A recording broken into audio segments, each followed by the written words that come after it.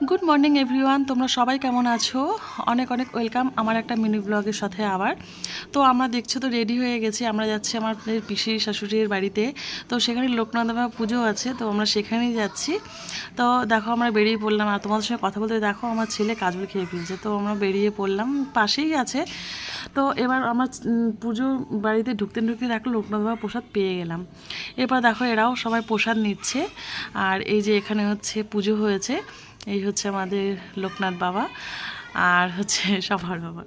তো যাই হোক, আমরা এবার প্রসাদ নিতে বসে পড়লাম। ফ্রায়েড রাইস দিয়েছিল, তাই মিষ্টি মিষ্টি ভাত আমার ছেলে খুব পছন্দ করছিল, তাই সেই সুযোগে সদ্ব্যবহারটা করলাম, আমার ছেলেকে একটুখানি প্রসাদ খাইয়ে দিলাম। এরপর দেখো আমরা একটুখানি সবাই মিলে বসে একটু গল্প করছিলাম। মানে সবাই একসাথে হলে গল্প করতে বেশ ভালোই লাগে। যেহেতু কর্তামশাই ওখানে পরিবেশন করছিল, তাই প্রসাদ খেতে পারলো না, তো ওই জন্য প্রসাদ হাতে নিয়ে তোমাদেরকে টাটা করে চলে